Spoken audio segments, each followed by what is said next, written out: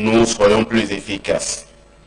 Je pense que les différents départements de la commission de la CEDEAO, quand ils se présentent devant le Parlement, nous souhaiterions que vos présentations suivent un certain canevas plus ou moins comparable et uniforme pour nous faciliter le suivi et nos prises de décision.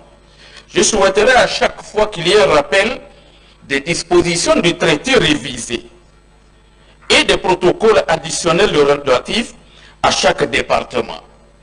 Je souhaiterais que les stratégies sectorielles et programmes en cours de vos départements approuvés au niveau du Parlement soient présentés avec le niveau de mise en œuvre.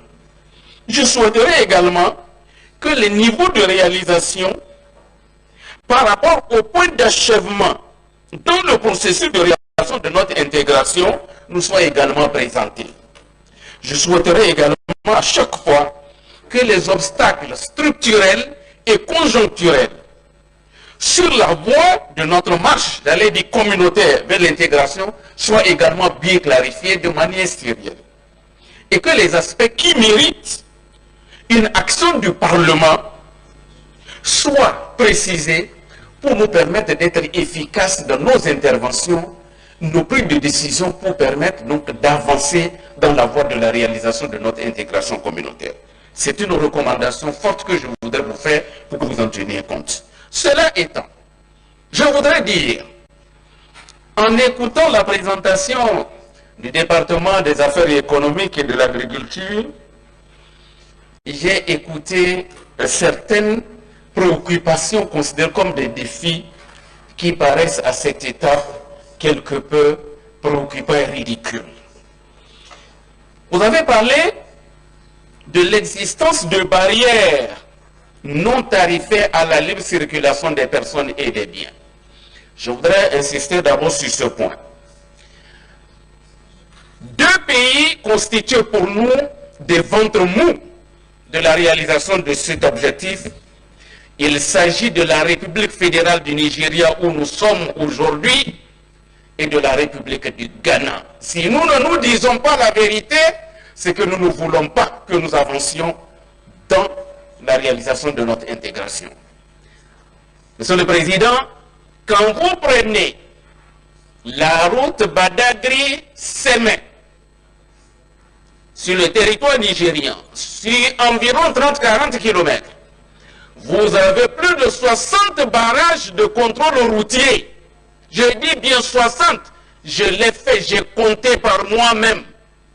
Monsieur le Président, si le président Ahmed Bola Tinubu, président en exercice de la conférence des chefs d'État et de gouvernement de la CEDEAO, au terme de son mandat, de son deuxième mandat, n'aura pas réussi à démanteler ces différents barrages, ces différentes barrières non tarifaires sur la libre circulation des personnes et des biens, je dirais que nous aurons échoué.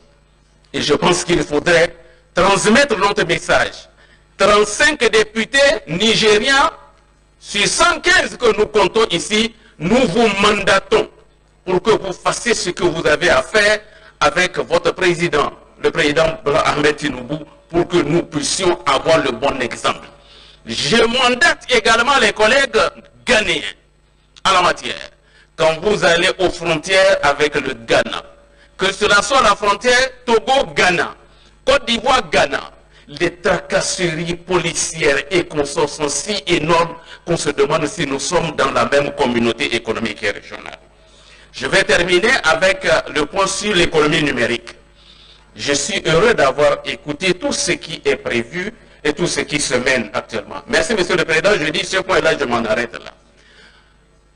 La CEDEAO, en tant qu'organisation communautaire, est victime d'une vaste attaque informationnelle sur la cyber, comment l'appelle-t-on, disons sur le cyberespace.